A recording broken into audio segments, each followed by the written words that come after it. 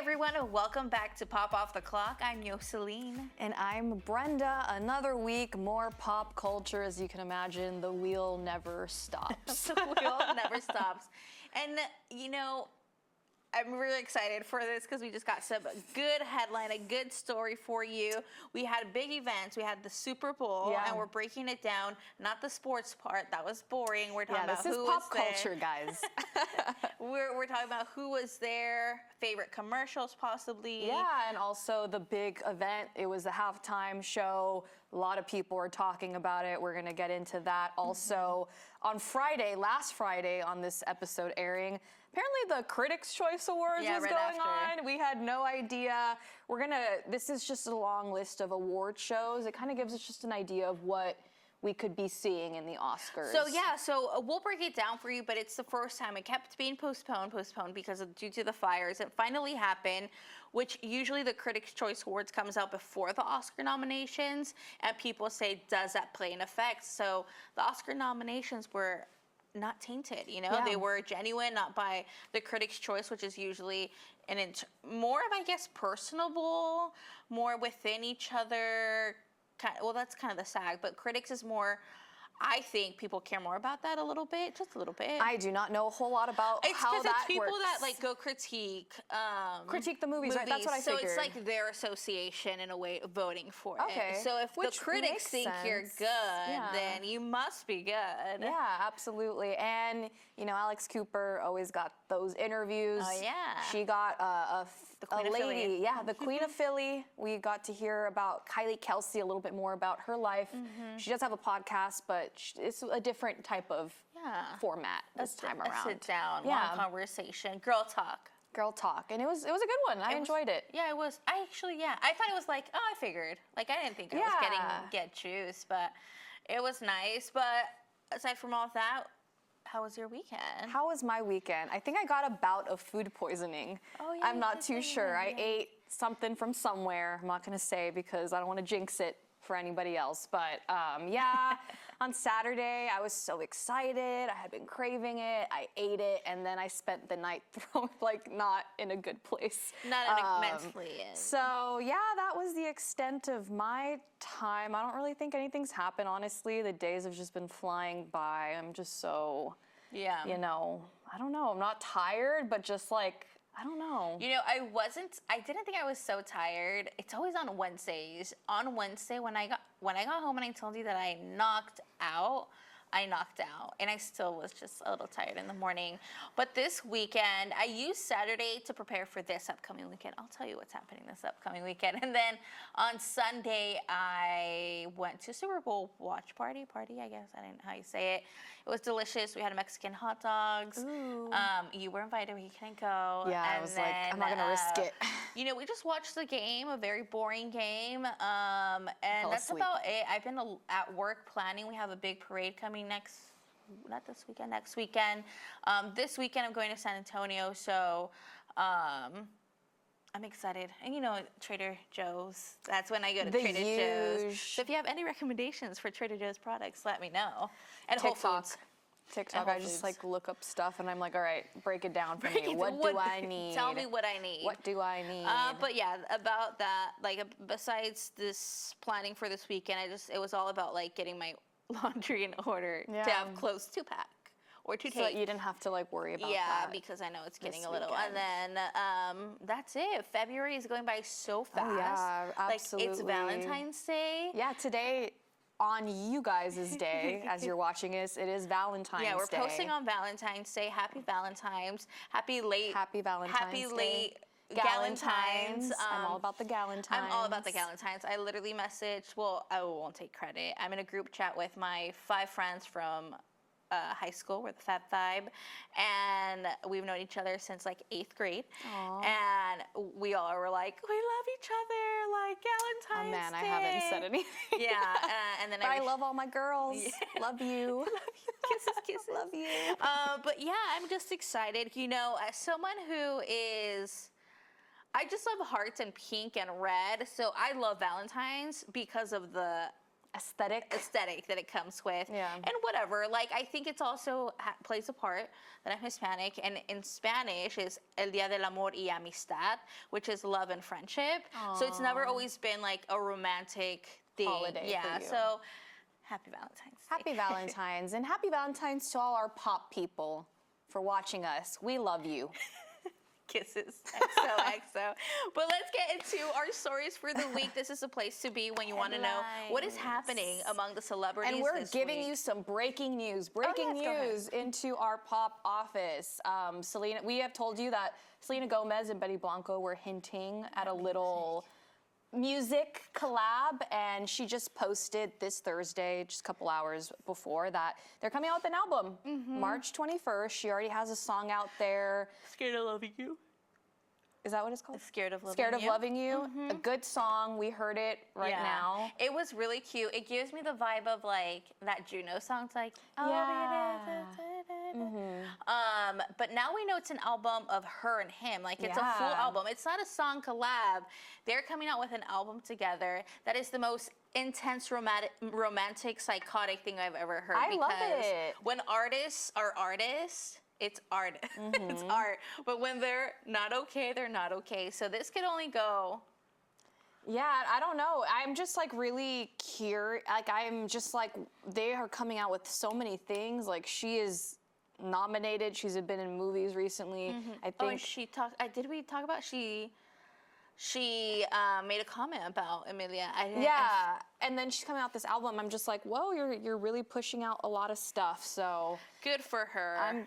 yeah. I thought we were focusing on acting, but you are a pop star. Yeah. I mean, the wind blows this way, that And then way. you go that way.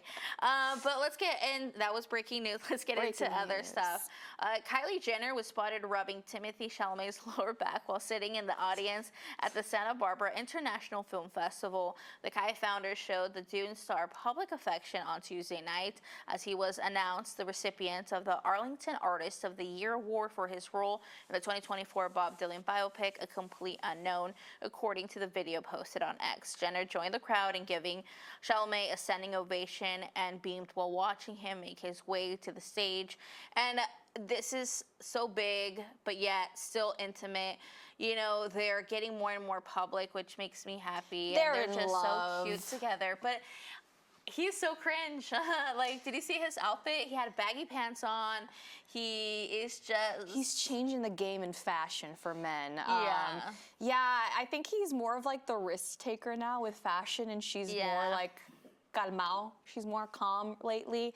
But they look happy. It's They still look happy. bizarre to me that they're together. Okay, I've always said this, and I think I've already said this on the podcast. If you are a Keeping Up with Our Kardashian fan, and you're not, dropped off watching it, do you guys remember young Kylie being goofy and funny? That is the same energy she is now giving, which is so refreshing. It's good to, when you are comfortable in your own skin with somebody, that's recipe for a good thing. Did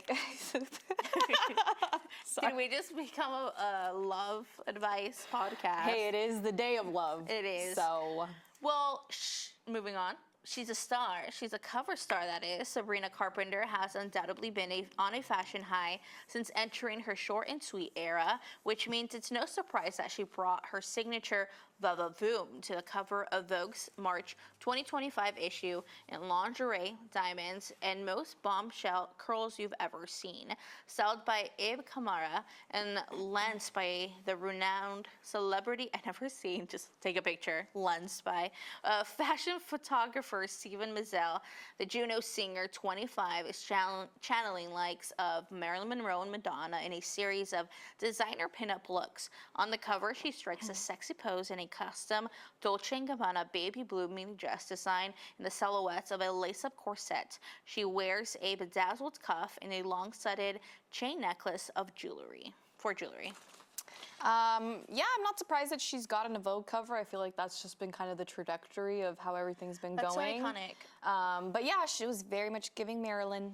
Like, Loved if I it. was her, that would be like in my bathroom, in my glam room frame. Oh yeah, like, absolutely. so pretty. I haven't really read the art. I really like to read like the Vogue articles sometimes. I like the way that they're written.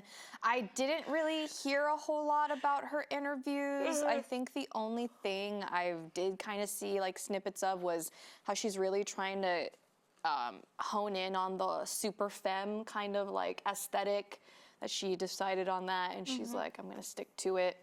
So yeah, that's the only thing I really caught from that. It's when I was looking it up, and nothing really, you know, when they say like headlines pop things out, like they pick things, nothing was really there. I know the article really focuses on how the world fell in love with Sabrina, and I'm pretty sure it talks about her trajectory, like being a Disney star, having this being her 6th album, and it's finally she's like a rising star. Yeah. Even though she's been in the game for a while. Yeah. And I mean, she was nominated as a new artist, even though she's been out for a while. So it's, yeah, She's up good there. to see it. Good to see it. Or actually, no, was it in the art? I just saw like a quick snippet on something on Instagram that said that, I don't know if it was from that article, that originally the studio wanted her to release Please, Please, Please as the first single, but then she decided on Espresso, which was a good move. I mean, both of them did well, so. Yeah, it did. Let's stick to music. We have Tate McRae and Kid Laroi? Kid LaCroix. Kid. Leroy? What? Can I see it written? Oh, Kid Leroy. Sorry, we're not young anymore. We're not young. Well, they started dating, and fans have wanted them to collab musically. Well, now they have. On Wednesday, when she revealed her track list for her new album, So Close to What, one of the songs, I Know Love, features the Australian rapper. He wrote in the comments saying, this album is already triple diamond in my household. Another song, Blood on My Hands, features rapper Flo Milli. The track list includes songs Tate's already released, like It's Okay, I'm Okay, Two Hands, and Sports Car.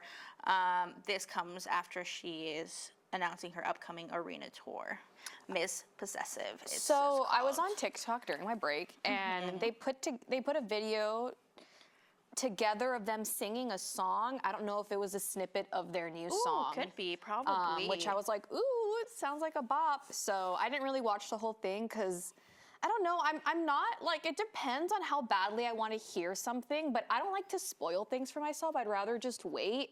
Unless they release it as a single, I'll listen to it. But I don't really try to seek out things until I have to, so. But yeah. Nice. A whole explanation as to why I didn't listen to it. But well, there is another new song that I'm very excited. It comes out on Valentine's Day. We have not listened to it. Our girl, Addison Rae, has entered high fashion. She has announced the release date for her upcoming track. The singer is set to drop on Valentine's Day. It's a gift for her fans. Addison Rae shared a reminder for the same with a racy photo on Instagram. The 24-year-old wrote one of the looks seen in the teaser as high fashion, so they believe that's the name of the track, High Fashion. I'm excited. I mean, Diet Pepsi, Aquamarine. Okay, I need to add those to my 2025 playlist. But yeah, I've been loving it. So I'm excited. I also want to see her music video. I'm sure she's going to come out with the music video as well. So. Oh yeah, because she's been coming out for each one. Other kind of music news, but fashion news at the same time. Bad Bunny has been mocked online for how he reacted when ex-girlfriend Kendall Jenner walked past him at a fashion show recently.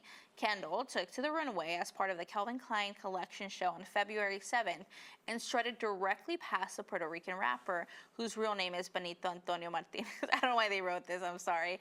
As he sat on the front row. You could see him keeping his head forward, but there is a little slight tilt, even though he's wearing glasses. His eyes are pointing towards her. His head's pointing a different direction, but the glasses are like obviously where his head is imagine angled. if she's walking this way, he's like, People like freeze framed that. It's so crazy to me. I mean, no, it's not. And honestly, I had originally seen the video of her walking, and I never noticed that he was even there until I kept seeing videos like, did you see that Benito was there? I had to like literally eagle eye that.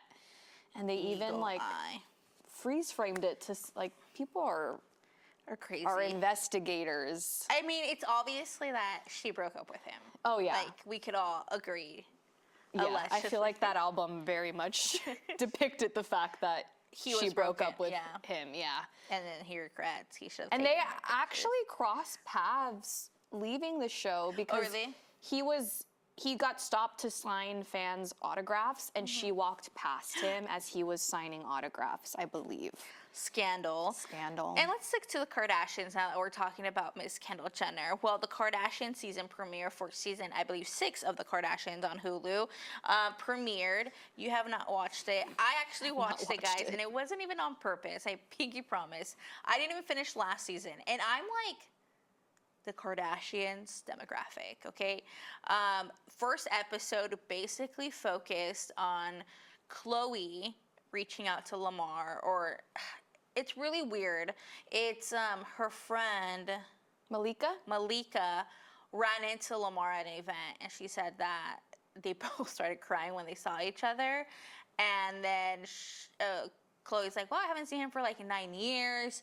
I still have a lot of his stuff. And she tells the story when he overdosed, the time she helped him, where they were about to get a divorce. He overdosed, and she stopped the divorce to allow her to be like his caregiver and assign things off. So when that happened, he was set to die. Like, he had no mobility. He had no way to speak, nothing. She brought him into a house, gave him rehab, basically nurtured this man. When he was healing, she's like, hey, by the way, I have all this stuff from our divorce, like everything's packed for you. And he just gave the keys to a friend. This friend ended up selling all his valuables without him knowing. However, she was able, I guess, I don't know, she didn't really explain how she got these things, but it must have been things that ended up at her storage instead of his. And it was like his 6-man trophy, his mom's driver's license, and this necklace that I never knew the story about it, but it's his necklace he wore all during that season of Lamar and Khloe. It is a diamond necklace with 3 wings on it, a gold white diamond one and a gold white diamond one. One represents his grandma, one represents his mom, and then there was a gold plated one that represented, which I didn't even know, he had a son that died when he was like six years old or something. And she gave him that, and she found it, and he was like, when she gave it to him, because Malika set it up for him to show up. It was very weird. And then this is where it gets really weird. She was very cool. He was the one sweating. Yeah, I saw the little clip of so having to get a paper towel. Really awkward in the beginning, and then they kind of like get into it, and then she's like, this is all the stuff I have, and he's just so grateful that, like, man, like, this woman like kept all this stuff for me. And then he refers to her as, that's my wife. And when I say she was just like, in her confessional, that, like, she's like, that took me back, like, that took me back. And I'm like, dude. And then her phone like a rings, hard watch. Her phone rings, or her phone lights up, and you see a picture of her kids, and he just stares at them, and he's like, your son looks a lot like you. And she's like, yeah, I get that a lot. And you could tell he just kind of like, in his head, like, I lost a good girl. And Lamar, you did lose a good girl. Yeah, I feel so bad for Khloe. I feel like she's like always ended up being like some kind of caretaker for relationships that didn't work out. And I think she even said, like, in the last season, she's like, I feel like I always get not the shit end of the stick, but like I'm meant to be in people's lives to like be their nurturer, but I'm never having anybody do that for me. I'm honestly, I do remember. Right? Like, it was something along those lines that she said. Is. I mean, it's true. For Kim's storyline, she was meeting the Biden administration for the first time. She was going to work with them, and she meets Kamala Harris, but it's very weird. It's like her advocacy work. Not that her advocacy work is bad, but don't pay attention to the Kardashians as much and anymore. I can't even tell you what the storylines for everyone else was in this cover. Like, I can't. I had it just running. The only like running in the back as I like did stuff, but I will tell you, I paused when Lamar walked in. I'm like, I think I just want to watch like that little scene, but like I have no really interest. No revelation happened. It was just so awkward and cringe, and it kind of makes me like, why do you even do it? Like, Yeah. you should have done this. I can't even believe private. it's their season 6. That's on the Hulu. Yeah. But sticking with reality TV, that's enough of the Kardashians. We have a new season of The Bachelorette will not be airing this summer. ABC stopped production of the female-led Bachelor spin-off series, skipping a show cycle for the time being. Since 2007, it's the first time they ever do this. The last 3 seasons of The Bachelorette, including Jen Tran's season, have aired in early July typically. The ABC reality dating series has not officially been canceled, but it was not immediately clear how long the hiatus would last or when a new Bachelorette season would make it back on screen. And I saw on TikTok Rachel Recchia, who was the double Bachelorette, and Ashley she has that podcast. Is it called Almost Famous or something? I think something like that. Ben. So she basically said that she heard rumblings that they had already picked a Bachelorette, but ABC decided to take the Bachelorette slot and give it to the second season of the Secret Lives of Mormon Wives, because that did so popular on Hulu. I'm assuming they're probably going to try to bring that to the stream, on ABC. They aired it on Hulu, and then there was one night where they aired the first episode of season 1 on primetime, and I'm pretty sure a lot of people probably saw watched. it's the same demographic, so they're like people probably saw more of that than the Bachelorette, so let's just take over and I could honestly see them putting the first season of Mormon Wives during the summer, and then season to see 2. how it looks, how people will attract to it, and then that makes sense. There could so be. I mean, honestly, I'd rather watch Mormon Wives than I tried watching the Bachelorette. current Bachelor season, and it's a hard watch, honestly. It really is. I saw the clip you told me where he calls out a girl. Yeah. So a girl told another girl that the Bachelor had told her that he was thinking about her while dancing with another girl. Yeah. And then that girl told him, and then he brought the original girl. He's like, why would he say that? She's like, I thought you said that to me. He's like, I just don't understand why you would share that. And then it's like the clip I saw rolls back the camera, and he did say that to her. Well, is it ugly that she brought it up or whatever? It just seemed like, hey. So I'm on the episode that happens. I'm halfway through, but I'm like, can we get to it? It's just so, it's just such an cringe. awkward season. At first I was like, I think Grant is great, and now I'm like, I don't know how I feel about him. Yeah, so I can totally understand how they're probably gonna try new things with that time slot, because I don't know. I do not know.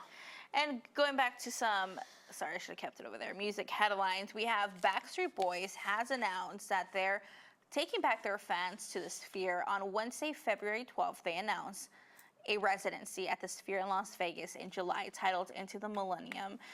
The experience will bring the 1999 album Millennium in life on stage. Fans can expect the group to be made up of Nick Carter, A.J.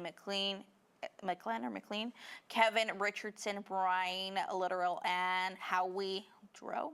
And it sings, people are expected to sing to hits like I Want It That Way and Larger Than Life. And excuse me if you're a Backstreet Boy fan, and I just chopped up all their names. As you can tell, I'm an NSYNC fan. Yeah, I was an NSYNCer. I'm just always so curious when people take over the Sphere, what their background visuals are gonna be like, because that EDM one where the guy's breaking the screen and going through the whole, that was scary. I was obsessed with that. That was so cool and scary. I want to see what they're gonna do. I feel like they're gonna maybe recreate the haunted house from that music video. Cool. That would be so cool. Watch this.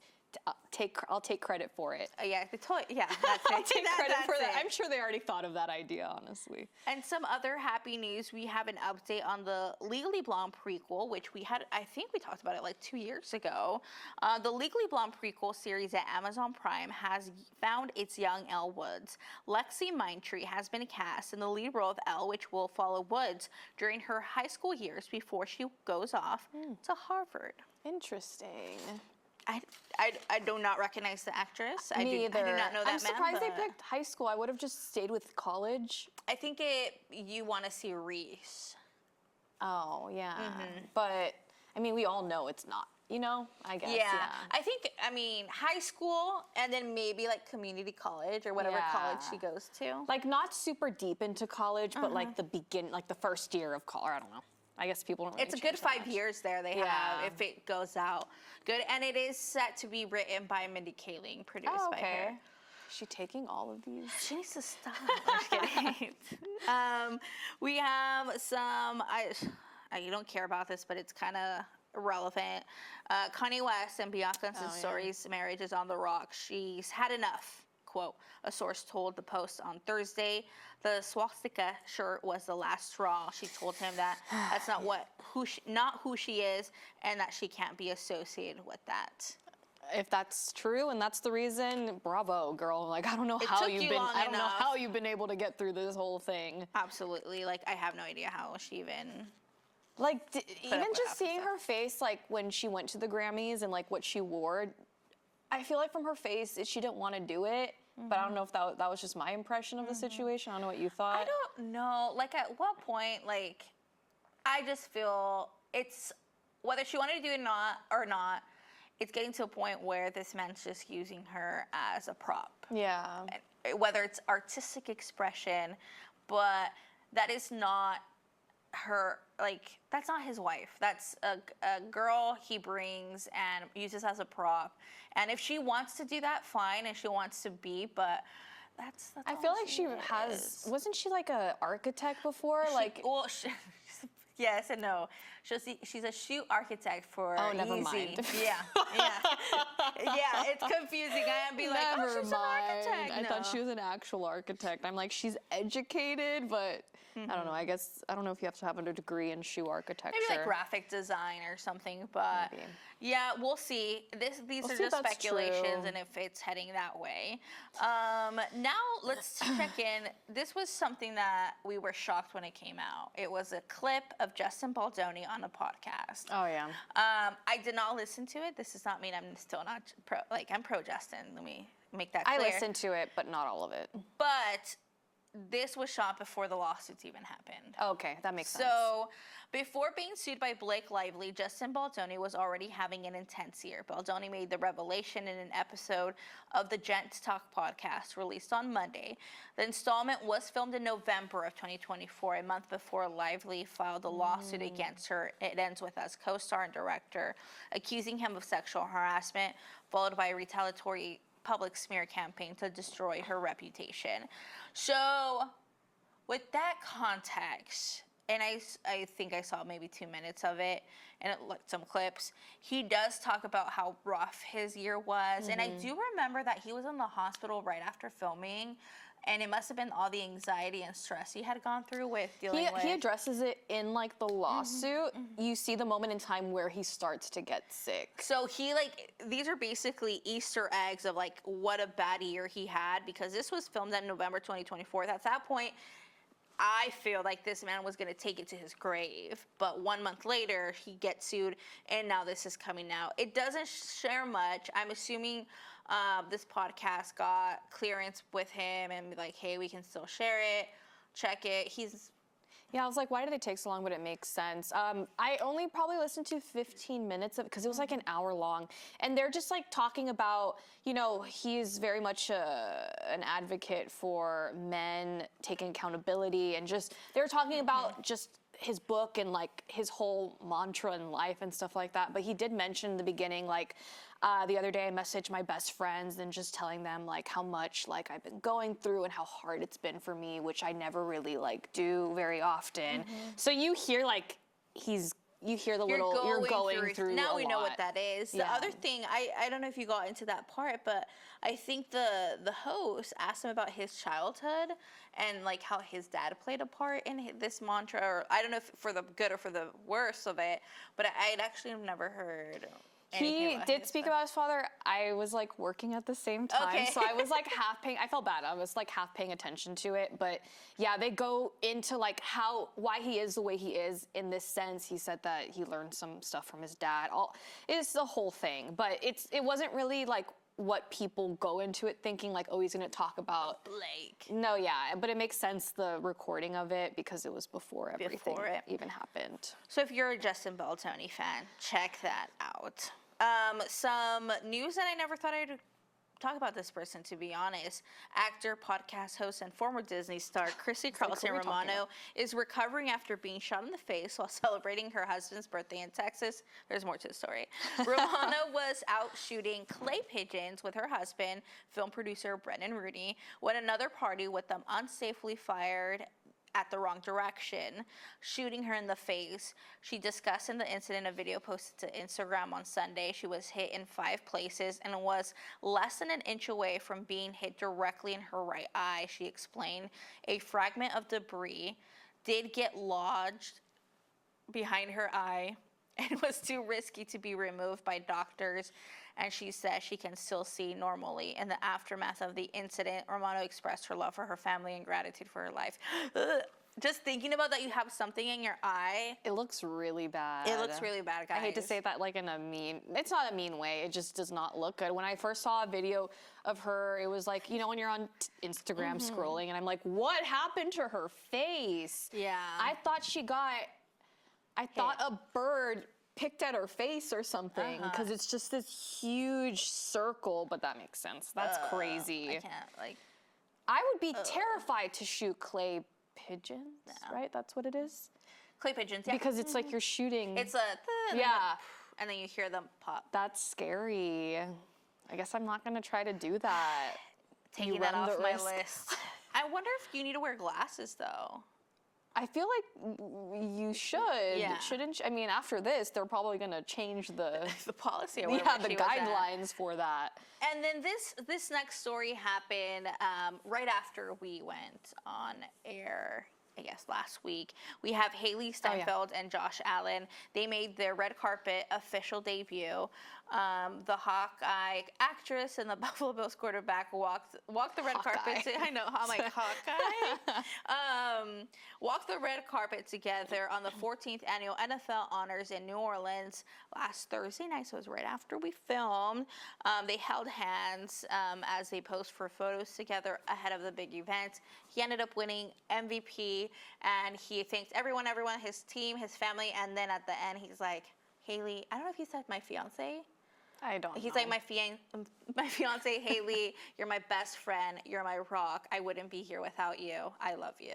Aww. And then she's like, and she's just so cute. And I can't believe we've never seen them at an event together. No, that's their first, like, that's their red carpet debut. Yeah. And they're engaged, so very nice. Very she saw cute. her rock. She, you know, did the whole Zendaya pose. I'm just kidding.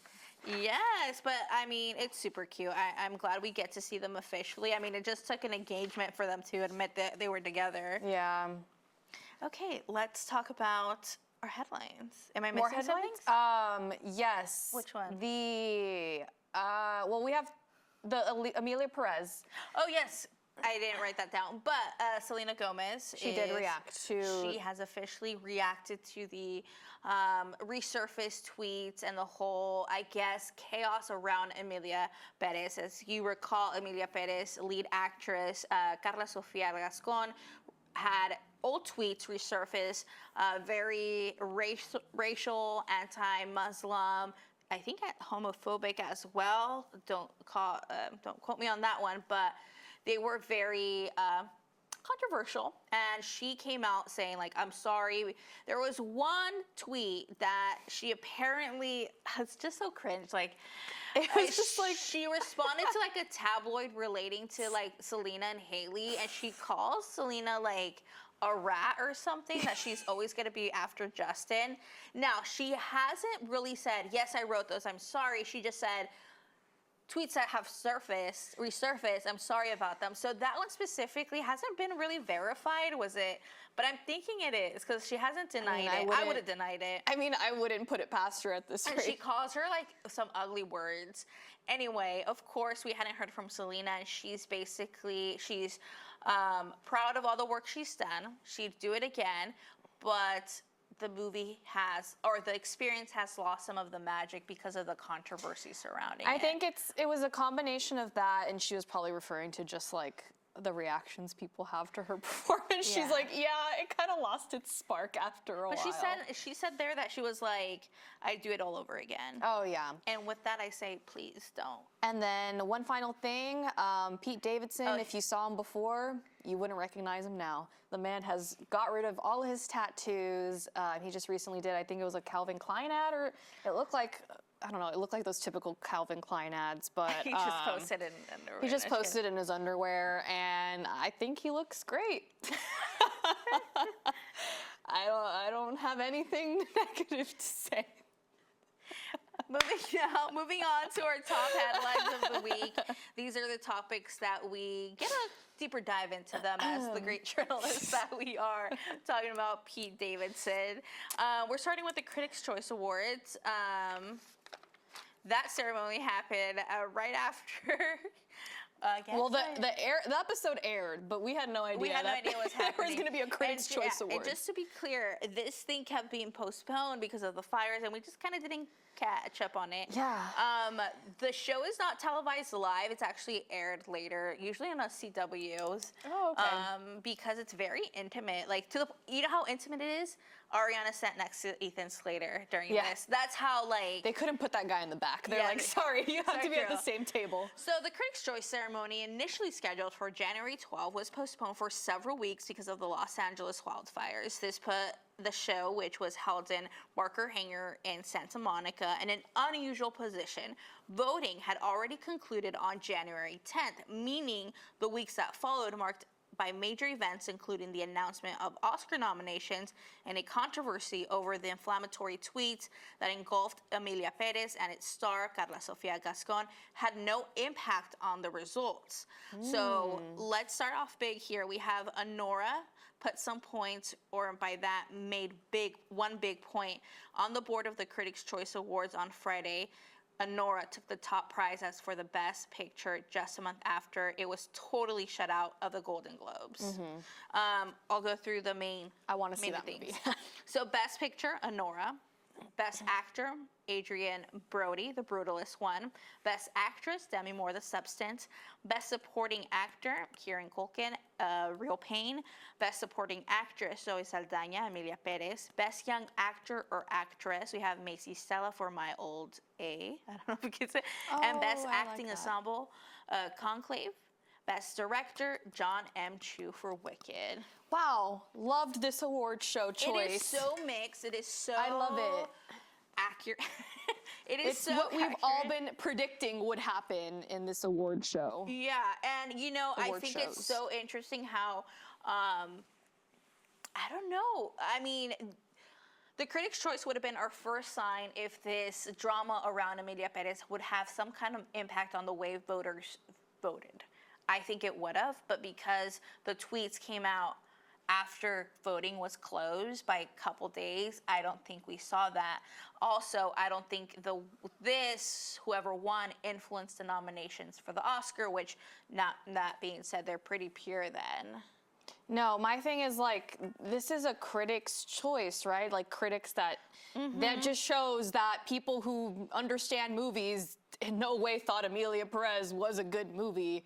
I mean, I just don't. I think it was still who nominated. Else voted for these movies in these other award shows? I just want to see, like, the voting process and what made you think. She wants to see the votes. I want to see it. Yeah, I'm very happy with how this turned out.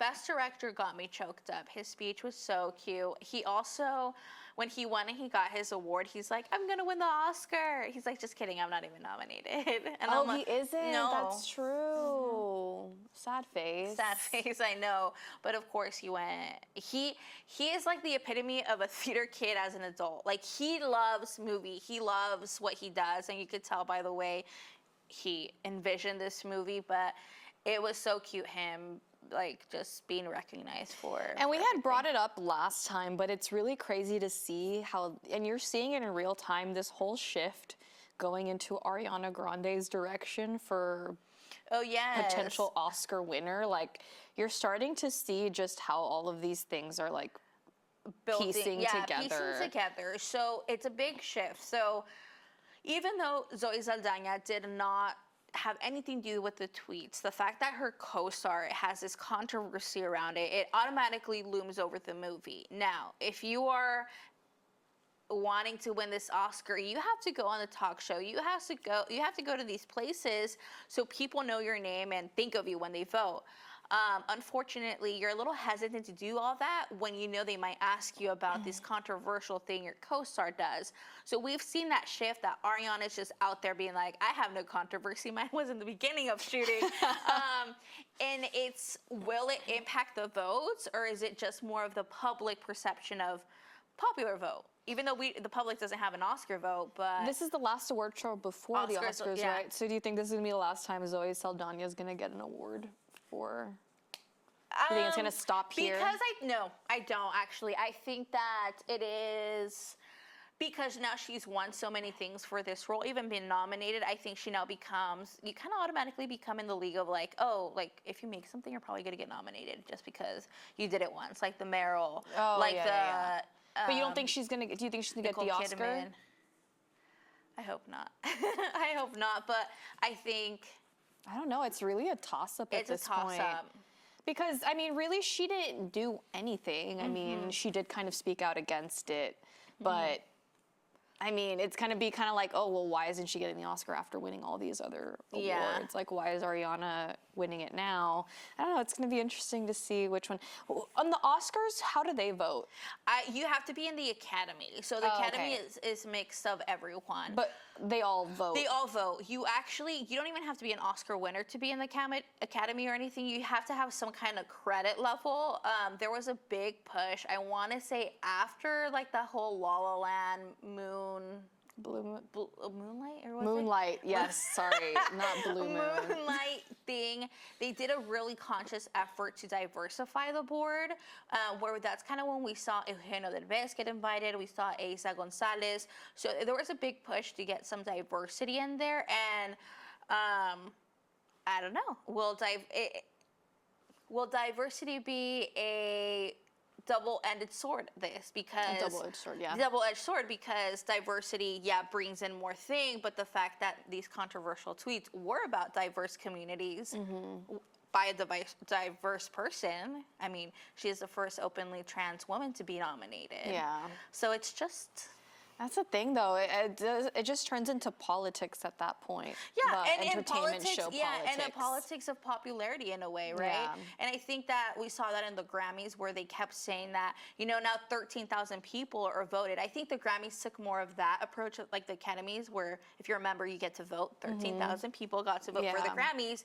But what does that say about the new artists that, I don't know, 11,000 of those voters don't know who they are because they're just so high ranked in the industry. Yeah. So there's never a win-win, really. No one could win. No one can win. We're all losers at the end of the day.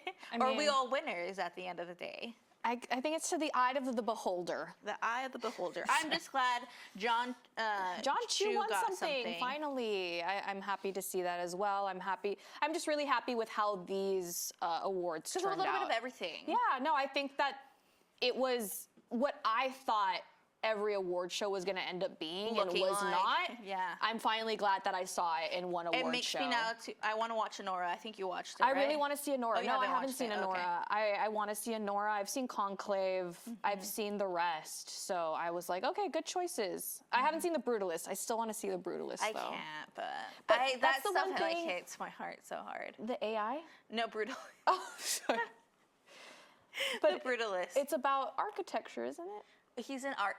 He's an immigrant who turns into an architect. He's a Hungarian Jewish immigrant that went through the Holocaust, and he makes it to the U.S. And now it's like, I made it alive, but then because he is an immigrant, he gets treated so poorly. And this man was like an architect back in his homeland, and he's now like at the bottom. And it's just... I want to watch it. I just love Adrian Brody and timepieces where he's put through the ringer. Love the pianist so much.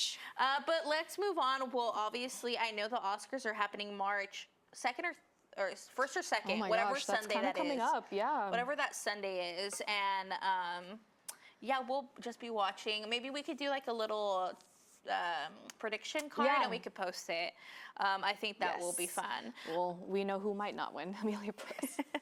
Now let's talk to about the Queen of Philly. We have Yes. Kylie Kelce. She is spilling all the tea on a new episode of Call Her Daddy, specifically how she found out her brother-in-law Travis Kelce was going out with Taylor Swift, and when she met the superstar for the first time. This is a direct quote from the episode. How did Travis tell you guys he was dating Taylor Swift? Host Alex Cooper asked. I assume your family was getting told in some capacity at some point. We were not, she replied before explaining. No, I will say we knew before everyone else knew. Jason and I found out together, but we knew before the hard launch with her going to the game. The Not Gonna Lie podcaster, which is Kelce, Kylie Kelce, was nodding to the September 24th, 2023 game where Swift appeared next to Donna Kelce, and the internet went wild. That's pretty much all she talked about Taylor Swift. She said that she thought it was outrageous how people thought that they were voting each other, and she's like, she's super busy. I didn't meet Travis until a year 8 months in, yeah. Yeah, close to a year into dating Jason. So for her and I not to meet beforehand is perfectly normal. Yeah, and she was like, she's Taylor Swift, she's busy, and like I'm busy, and everybody has lives, so yeah, it's not like an and immediate then thing. I think the other question was like, have you ever guys gone on a double date? And she's like, technically yes. And she's like, what does that mean? She's like, we had dinner together At home. at home, but I think it was right when she got pregnant, she's like, I didn't really eat anything, so I couldn't tell you I think it was her house, because she's like, I really didn't eat her. I don't know if she said her food or the food. She didn't eat her because she's like, oh, have you tried Taylor's cooking? She was like, I've had it, but I didn't eat it because I was pregnant and I couldn't really eat food at the time. But it was really nice to get to know Kylie Kelce a little bit more. I feel like she's not I wouldn't use the word aloof. She's extremely down to earth, very casual, very chill. It was really cute to find out how her and Jason met. Yeah, it's like a funny story. They basically, like, she saw him on Tinder and they matched. They started talking. She didn't know that he was a Philadelphia Eagles player because he put this weird picture on one of the picture slides. She didn't recognize it. They eventually found out. She explains how she told her parents, and that, you know, it was nice to get to know her a little bit more. I don't know. I feel like Yeah, I think it was nice to, even though I feel like what we saw is what I thought. In a way of like, she's so Philly, she's so down to earth, she's so tough. But I did actually learn a lot how she's like a full rule follower, and she is such a goody two-shoe. And it's like, oh, that's funny because she's so hard Philly. Like, she literally got into fights with, remember that, some people. I think they're the good match, and she's currently pregnant, and she talks about how it's her 4th child, and they've always wanted 4th, so it wasn't a surprise. However, it is a girl, and not that they were hoping for a guy, but she's like, I don't know, like, I think they're going to be done at the 4th. It's so cute to see Jason as a girl dad. Like, that's all he's going to have right now is just girls. Yeah, I don't know. It was a cute little interview. I think she's really cool. I feel like her and I would get along if I ever met her.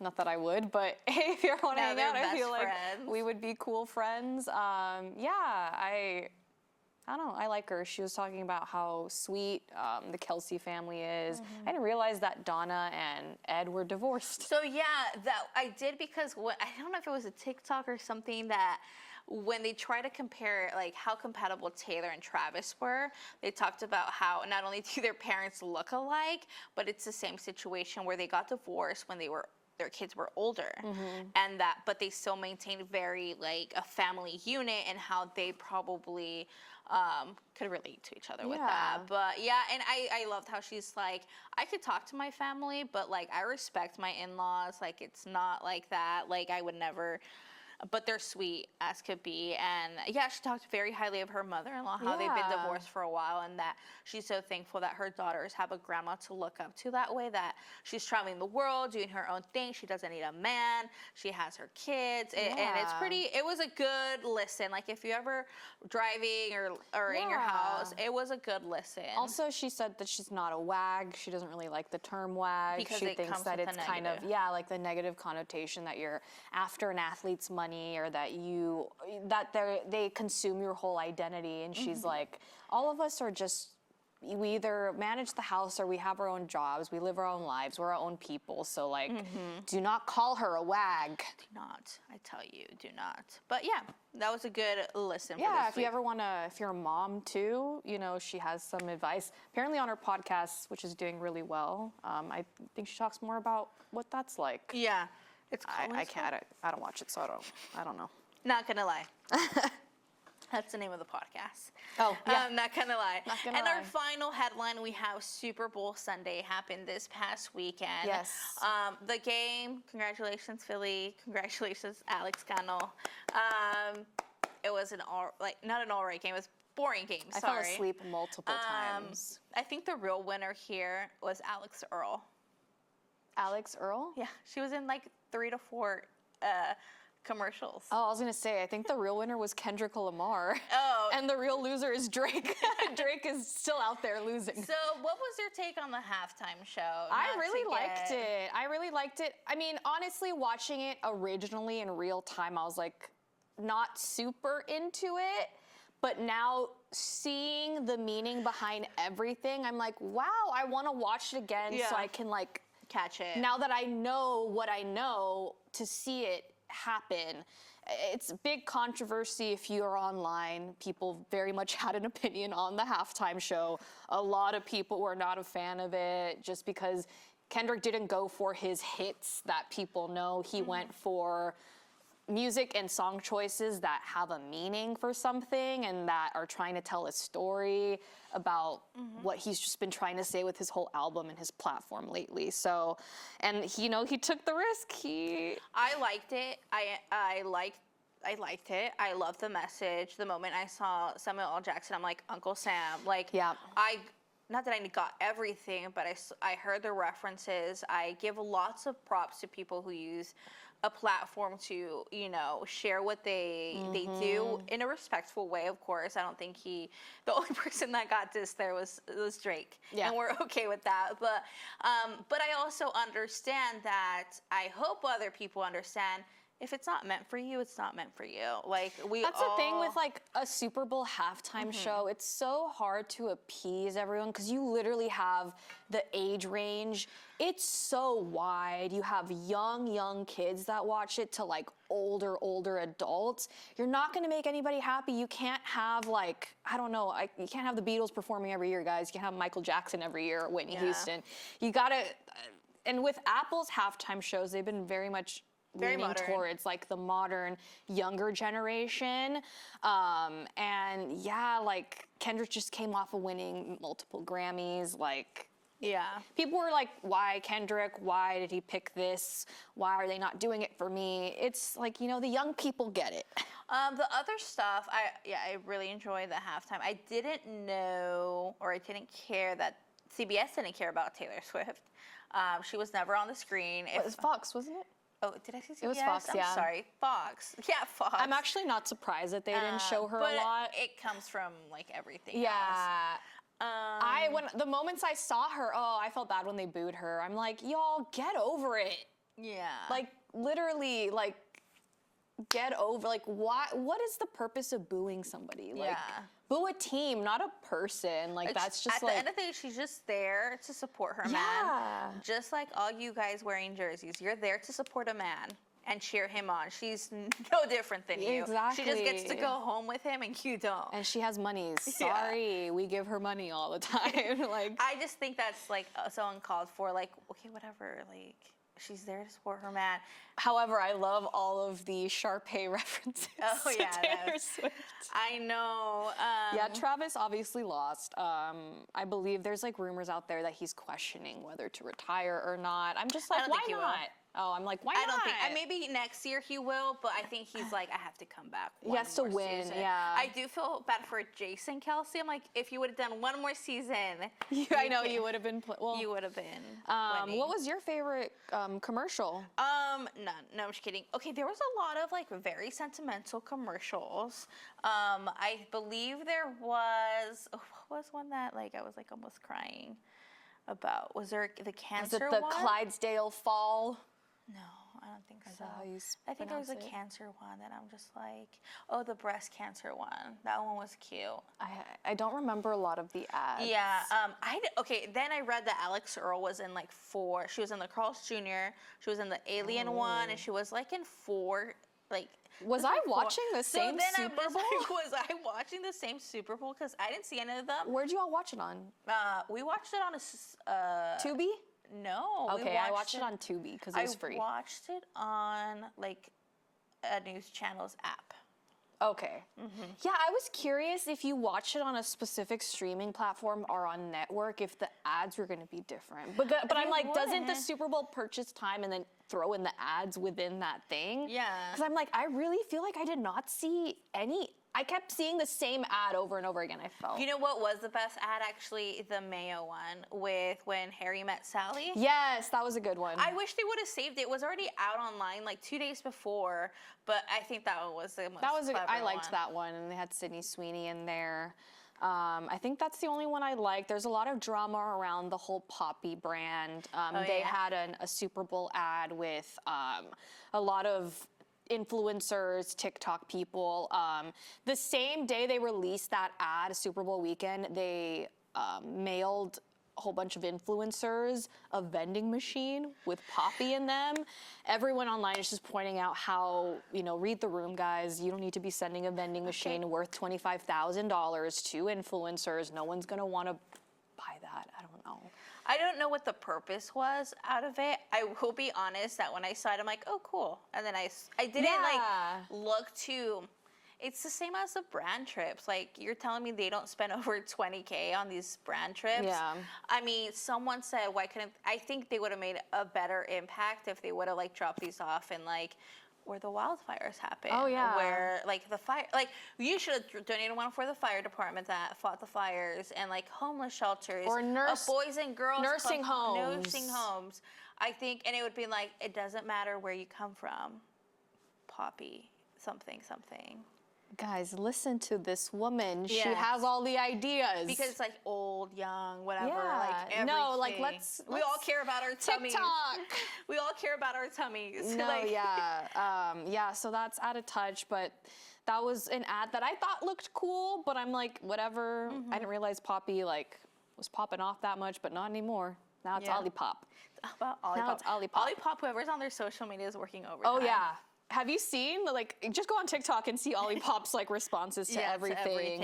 So yeah, it was a mixed match of Super Bowl ads. I was crying. I don't know if he had an ad, but the little boy Declan, he's like a huge Philly fan, and he has it's not cancer, it's something with joint, or he basically has pediatric arthritis and joint. That's so sad. So he's a huge Phillies fan, and I don't know who ended up taking him because he was on a weird TikTok where the guy's like, would you pick this or this? Surprise, you're going to Super Bowl. But he was also on the Today Show. Anyway, he is a kid that Bradley Cooper ends up holding while he introduced. I was wondering who that was. So That's cute. They should just let the kid do it. I don't think he could talk, but he could. I don't think he would be loud enough. But yeah, that's it. And then my favorite part after is I don't remember his name. The Phillies player whose daughter came with him to the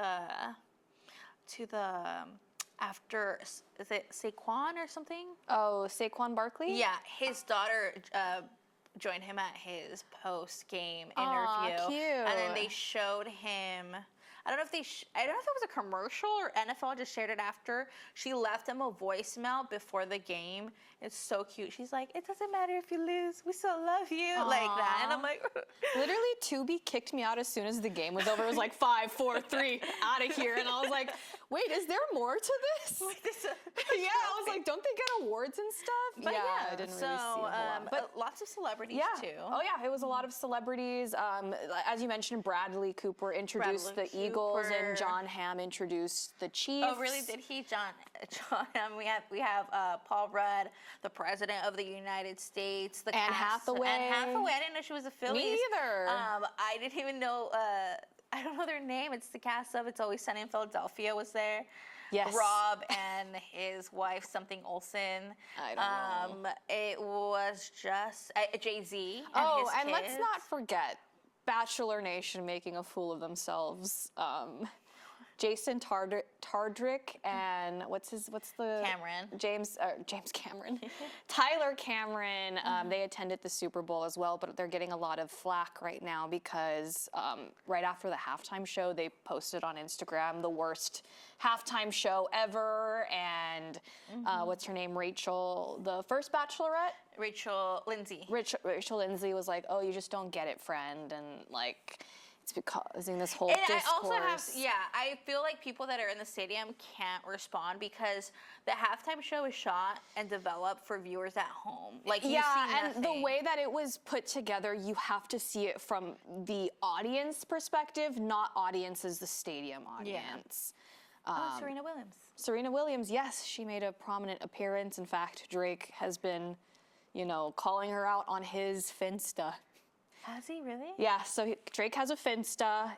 He posted a picture after the Super Bowl, I don't know if it was yesterday or the day before, a picture of him hugging Serena Williams' old manager who left, like they have some kind of drama. So he posted that picture, and then he actually recently posted a picture of Sophia Grange in OVO. I did an ad a long time ago. People were like, "What is going on with you right now?" So just strange behavior from Drake, nothing new. But yeah, wow, that was the Super Bowl. That was the Super Bowl 59. Super Bowl 59. Now a quick recap of Traitors. And I'll let Guys, you lead that I tried to think smart this time because she took notes while I it aired. forget. Yes. Alrighty, so in this Spoiler alert. episode of Traitors, I believe we still have the Traitors currently. No, Boston Rob was sent home last time, right? So we have only Carolyn and Danielle. Right, this is what I wrote in my notes, guys. I put, "They're upset at each other and fight in the turret. The Traitors can't agree, shocker. This group is boring. I don't know how Sandoval makes it. I knew they'd keep Dylan." I guess they keep Dylan. "Danielle, all she does is cry, exclamation point. Boston Rob is dumb." I think Boston Rob is still here. Yeah, it's the one Boston Rob gets out in. Sent out, right? Okay. Boston Rob is dumb. "They send Derek home? The fact that Sandoval figured it out." Sandoval figures out that Rob. So we start off with Derek leaving. Derek is kicked out. And then Tom Sandoval starts being like, "Guys, I think it's Boston Rob because this and this and everyone's like, "Shut up, Tom Sandoval." But I was like, the fact that Sandoval figured it out. Challenge was disgusting. Okay, the challenge, guys, was actually disgusting. Was that the hand-holding one? Yes. I hate when there's bugs and stuff. When I hate tell bugs. you, I would have won that challenge. I think I would have done well if Boston Rob was there coaching me like he was doing with... Have you seen all the TikToks? Yes. I'm just like, "Boston Rob, talk to me," like that. So yeah, I really hated that challenge. They finally got Boston Rob, exclamation point. Of course, Danielle is still here though, annoyed. And of course, they leave it on a cliffhanger. So we know, or I don't know if they have to now pick to kill. Oh, they have to kill someone in the front. In the face-to-face. Face-to-face. So we ended the episode where they had each faithful kind of coming to the chapel that says to dress for a funeral or something like that. They each come to the chapel, and then in this episode that's airing Thursday, they're going to meet face-to-face with the two traitors, which is Danielle and Carolyn right now. Do you think they killed them, or they put them? So they had a coffin there. I think they're gonna be like, we're the traitors, and then we're sending you home because of this. They're gonna push them in the coffin, close it, and then they're done. But they need to recruit. Yes, I think they're gonna recruit in the next one. Okay. I think they're gonna keep it with just them two because, well, they made the choice, so they're gonna kick somebody out. Okay. And then in the next one, I think that's when they'll be able to recruit somebody Who would new. you kill? Who's left? It's Dylan, Ivor, Sandoval, The Bambies. Chriselle, Chriselle. yeah, Gabby, Brittany. Sam is still there, right? Sam. I think they're gonna kill Sam. I think they're It gonna was kill Sam because Ivor, Sierra, and Rob were the partners. Sam Asghari did an Chriselle. interview with what's that guy's name from The Bachelor that has Nick Viall. Did an interview with Nick Viall, so I think Sam might go home because I think they do interviews right after the fact when they're like kind Ready of to done go. with the show. Who did Chriselle partner up in the challenge? Chriselle Dolores. partner up with Dolores. That's another one. Yeah. So I think they were even debating between Sam and somebody else because they're like, who cares? This guy's just kind of there at this point. Yeah. But I feel like they have a majority of girls now. They've just kept around all the girls. I think Danielle is so obvious. It is. And everyone's like, she cries too much. She has to be like, there's something up with her. And I'm like, yes, you all are on the right track. Get her out of here, please. I think they have to get her out. Like, if she's gonna try to, I think she would recruit like Brittany to be the third. Yeah. But they finally got Boston Rob out, which I thought it'd take a while. Did you see that video that Dylan and him posted? Oh, yeah. Oh, it was so cute. I love their friendship. Love their friendship. But yeah, that's about it. Again, about it, that's a guys. recap of Traitors. It's currently on season 3 and Peacock. Yeah, that's where you go. But that's a wrap for us. We're gonna Yes. end it here. But again, if you are interested in anything else, you can find all our links on our Instagram page, Instagram at Pop Off the Clock. You can find our links there as well, our handles. But join us next week for another episode of Pop Off the Clock.